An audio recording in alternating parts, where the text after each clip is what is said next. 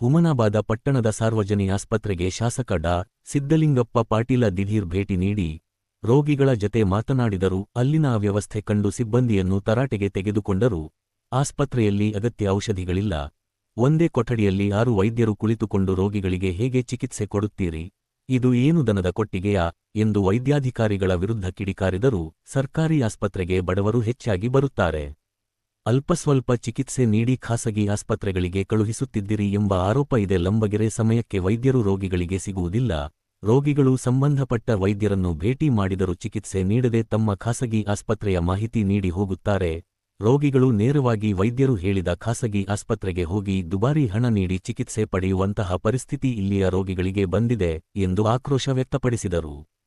ಪಟ್ಟಣದ ಸಾರ್ವಜನಿಕ ಆಸ್ಪತ್ರೆಯ ಕೆಲ ವೈದ್ಯರು ತಮ್ಮ ಸರ್ಕಾರಿ ಜವಾಬ್ದಾರಿ ಬಿಟ್ಟು ರಾಜಕೀಯ ಮಾಡುತ್ತಿರುವುದು ಎಷ್ಟು ಸರಿ ಎಂದು ಶಾಸಕ ಡಾ. ಸಿದ್ದಲಿಂಗಪ್ಪ ಪಾಟೀಲ ವೈದ್ಯರನ್ನು ಪ್ರಶ್ನಿಸಿದರು.